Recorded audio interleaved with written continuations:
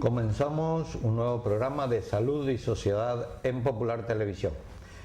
Hoy vamos a hablar desde el Centro Sanitario Integral ABEI, de donde ya hemos estado otras veces. Hemos hablado de aspectos médicos, de aspectos psicológicos, y hoy vamos a hablar de una cosa diferente. Vamos a hablar de fisioterapia. Para ello estamos con José Manuel Riancho Rodríguez, que es fisioterapeuta, es osteópata, y creo que José Manuel nos digas un poco, con palabras lo más sencillas posible, en primer lugar, ¿qué es la fisioterapia? Bueno, vamos a hablar de un poquitito de las diferentes terapias manuales que nos podemos encontrar en nuestra ciudad, en nuestros pueblos. Primero vamos a diferenciar en qué consiste la fisioterapia, que es el arte y la ciencia que trata la salud de las personas, pues a través del calor, del frío, de aparatos, con las terapias manuales, entre otras muchas cosas. O sea que lo que hace la fisioterapia es tratar de la terapia del funcionamiento un poco del cuerpo, ¿no?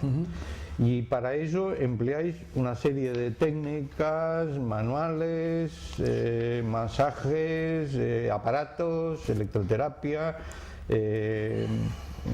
distintas cosas que luego vamos a ir viendo. Exactamente. ¿No?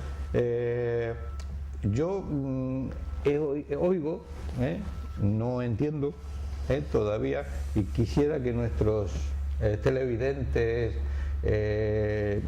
un poco diferencien, porque decíamos que eres osteópata, que hay otros que hacen quiromasaje, quiroprácticos. ¿Es todo lo mismo? Bueno, en este vídeo lo que vamos a intentar es diferenciar, enseñaros las diferencias que hay entre un fisioterapeuta, un osteópata, un quiropráctico, un quiromasajista. Estos los principales, porque otras técnicas como un acupuntor ya más o menos la gente sí que suele entenderlo y tenerlo más o menos claro. ¿Te parece bien que empezamos ya a diferenciarlos? Sí. ¿Qué es un fisioterapeuta? ¿Qué hace? Bueno, un fisioterapeuta, lo primero, el fisioterapeuta está reconocido tiene un título reconocido por la universidad, el cual antiguamente, hace unos años, ha cambiado ahora a una titulación de grado que consta 4 años. Anteriormente tenía una de 3 y bueno, al final se ha optado con la nueva titulación de Europa, la homologación, que constaría de 4 años. Bueno, el fisioterapeuta podría trabajar en varios, dentro de su trabajo podría dividirse en asistencial, docente e investigador. El asistencial, que consistiría en cubrir las necesidades del paciente que le venga a pedir ayuda. El docente sería de enseñanza, pues tanto universidades, escuelas, tanto públicas como privadas. El de investigador, pues investigar las nuevas técnicas para luego tratar al paciente con la mejor técnica que necesite, y eso principalmente con las tareas que pueda tener el fisioterapeuta. Luego el fisioterapeuta además tendría muchas herramientas con las cuales podría trabajar. La principal serían sus manos. Tendría técnicas de terapia manual, a través de masajes, estiramientos. Otras técnicas más avanzadas como la miofascial, una técnica muy buena. Luego podríamos entrar también con aparatos de electroterapia, ultrasonido, infrarrojos para dar calor, otros tipos de calores como la onda corta, que sería un calor un poquitito más profundo. Bueno, al final todo serviría para paliar los dolores y reducir las lesiones de este paciente. El fisioterapeuta lo que intenta dejar es un poco al enfermo como estaba, o lo trata de curar si es posible. Bueno, un fisioterapeuta intentaría curar al paciente por lo que venga, igual que todos las terapias que hemos comentado anteriormente, pero el fisioterapeuta atajaría las lesiones de una forma un poquitito más local.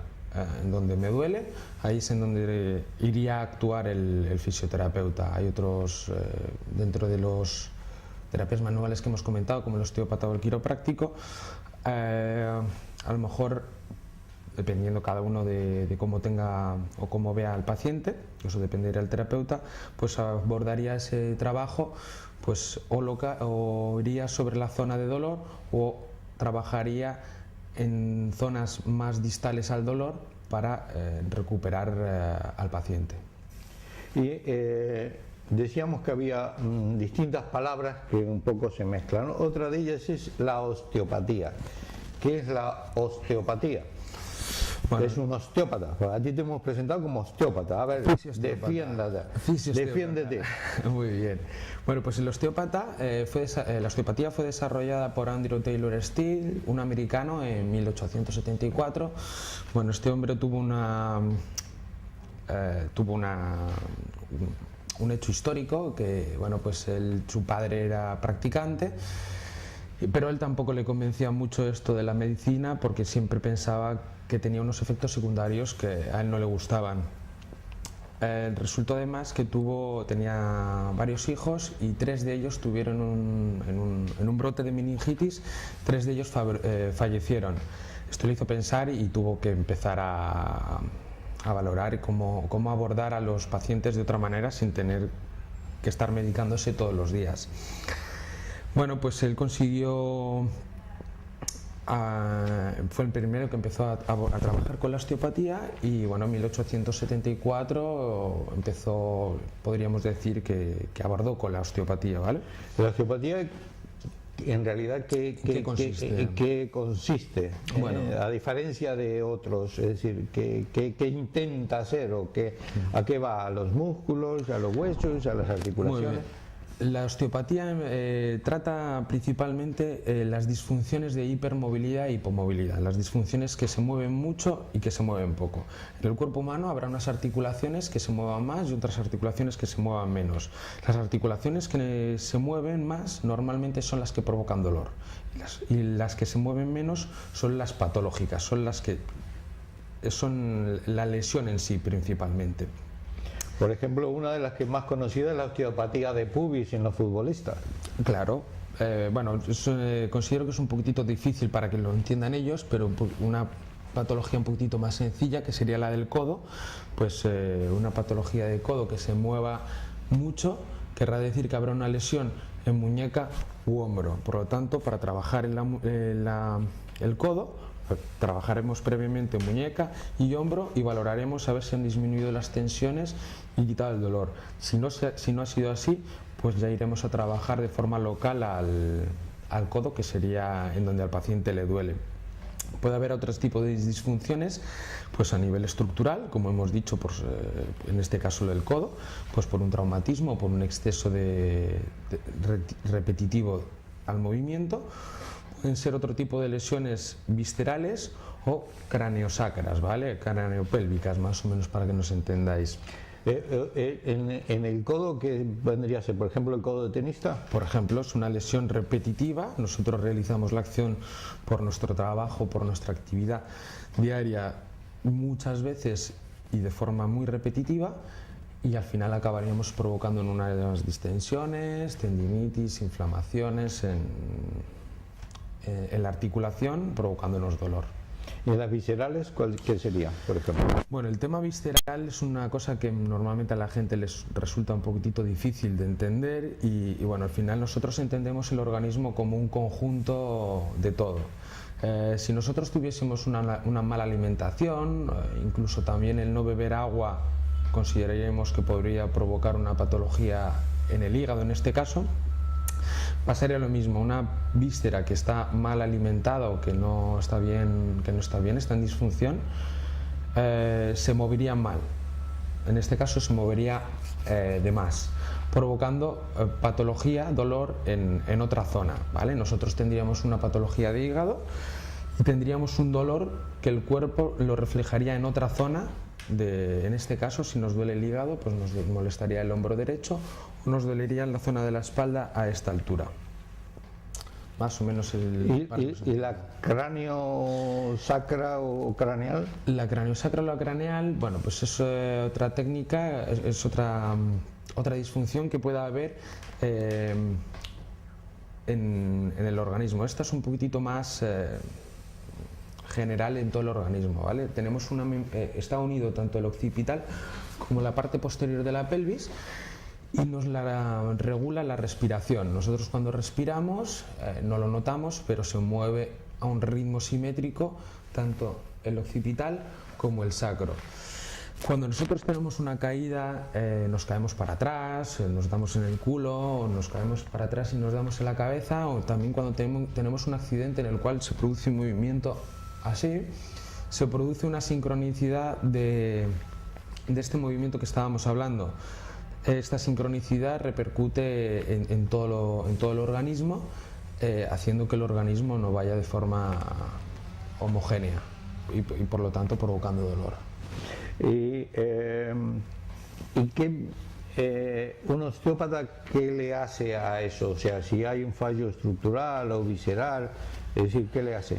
Es decir, ¿le toca, le pone un aparato, le estira, qué? Normalmente, o sea, ¿cómo abordamos? ¿Cómo lo abordamos nosotros? Bueno, normalmente yo personalmente trabajo de forma manual, prácticamente todo con las manos. Y habría que hacer lo más importante de la osteopatía es el diagnóstico, bueno, tanto de la osteopatía como de todas las terapias que hemos comentado anteriormente, sería el diagnóstico de ese paciente. Luego, como abordemos al paciente, no importaría tanto porque sabríamos qué problema tiene y la solución estaría ahí. Con tal de que nosotros sepamos que podemos curar y que tenemos intención de curar, yo creo que sí que curaremos siempre.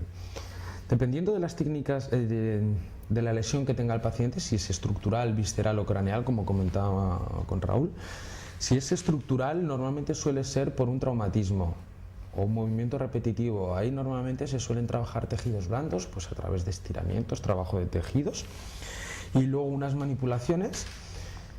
En el tema visceral, pues habría O sea que si, por ejemplo, yo lo tengo aquí en el codo, entonces, pues moviendo el codo para un lado o para el otro o estirando... Trabajaríamos una serie de tejidos de los músculos, también trabajaríamos un poquitito articularmente si no tuviese la posibilidad de extender o movilizar el codo por completo, y después de haber movilizado y a eso se realizarían unas movilizaciones en lateralidad, del radio y del cúbito, de los huesos que están comprendidos en el área, en el caso, como hemos comentado antes, de que vayamos a abordar de forma local en el sitio. Si no, pues trabajaríamos un poquitito a nivel un poco más distal, tanto los huesos que puedan estar comprometidos en la lesión. O sea que todo eso, o sea, vosotros en osteopatía trabajáis con las manos como haciendo movimientos o masajes sobre una lesión. Claro, nosotros principalmente lo que intentaríamos buscar es que esa poca movilidad que se encuentra en la articulación del codo se mueva de forma normal para que la zona más alejada, que tenía un mayor movimiento, se mueva menos y al final homogeneizar los movimientos. Aquí se movía poco y aquí mucho, conseguir que las dos zonas se mueva de forma homogénea, y eso quitaría tensiones y por lo tanto quitaría dolor. O sea que la osteopatía, además de mejorar la movilidad, también alivia el dolor. Exactamente, quitando tensiones mejoraríamos movilidad y por lo tanto aliviaríamos los dolores. Al final, este tipo de cosas de la osteopatía, entenderlo como es liberar tensiones. Nosotros tenemos una tensión a lo largo, por lo tanto manipularíamos aquí y aquí para liberar tensiones y quitar por lo tanto dolor. ¿Alguna otra cosa sobre osteopatía? ¿O pasamos a que me expliques un señor que había por ahí que se llamaba Andrew Taylor? Bueno, ya lo hemos comentado, el Andrew Taylor Steele, que sería el fundador de la osteopatía. Los ritmos, la estructura, el visceral, el craneal, esto ya lo tenemos. Él fue que hizo el inicio de todo esto. De la osteopatía, sí, porque al final ahora vamos a comentar la diferencia que hay con los quiroprácticos. Eso, ¿qué es un quiropráctico? Claro, entonces, bueno, Andrew Taylor Steele fue el creador de la osteopatía, pero luego no me acuerdo cómo se llamaba. David Daniel Palmer fue el creador de la quiropraxia, de la quiropraxia. Él es un señor, el cual, pues, un médico que se encontró con un conserje que conocía que era sordo. Bueno, pues este hombre le valoró las vértebras cervicales, le manipuló una vértebra y bueno, pues este hombre mejoró y mejoró su audición y no tuvo más problemas. Por lo tanto, le hizo pensar que tenía que tener alguna relación este tipo de manipulaciones con los dolores y las patologías de los pacientes. Por lo tanto, intentó desarrollar a través de las manipulaciones la mejora de los pacientes. La diferencia que tiene un quiropráctico con un osteópata es que, como hemos comentado, el osteópata puede trabajar a nivel articular, a nivel visceral y a nivel craneal, pero el quiropráctico solo va a trabajar a nivel manipulativo, principalmente la columna vertebral. Aunque sepa manipular, aunque sepa manipular en las extremidades, principalmente va a trabajar en la columna vertebral. Como para que lo diferencien, si un osteópata manipula y trabaja todos los tejidos de todo el cuerpo humano, un quiropráctico va a ir a manipular ciertas vértebras que tienen relación con el organismo. O sea que lo que busca es una conexión del sistema nervioso. Exactamente. Al final también normaliza el cuerpo humano como el osteópata, pero no trabaja en todo el cuerpo humano y de forma tan específica como puede trabajar un osteópata. Esto, el quiropráctico, el osteópata y algunos otros que vamos a ver luego, ¿qué formación tienen? Es decir, ¿son un brujo o estudiaron en algún sitio? Hemos comentado que los fisioterapeutas pues tenían su titulación de grado actualmente. Un osteópata puede llegar a ser osteópata sin tener que llegar a estudiar fisioterapia. Yo siempre recomendaré que si vais a algún osteópata que sea licenciado, diplomado en fisioterapia, porque tendrá mayores conocimientos y mayores recursos que un osteópata que no lo haya sido. Hay diferentes escuelas de osteopatía para aprender. Hay unas que te piden la titulación de fisioterapia y otras que no. El quiropráctico no tiene por qué ser licenciado o diplomado en fisioterapia. O sea que puede estudiar un curso de 2 años para trabajar de ello. Y luego el quiromasajista pues tiene también una serie de cursos que... ¿El quiromasajista es como el quiropráctico, más o menos? El quiromasajista, bueno, lo vamos a comentar ahora para que también lo entendáis. El quiro significa quiros, manos, ¿vale? Entonces...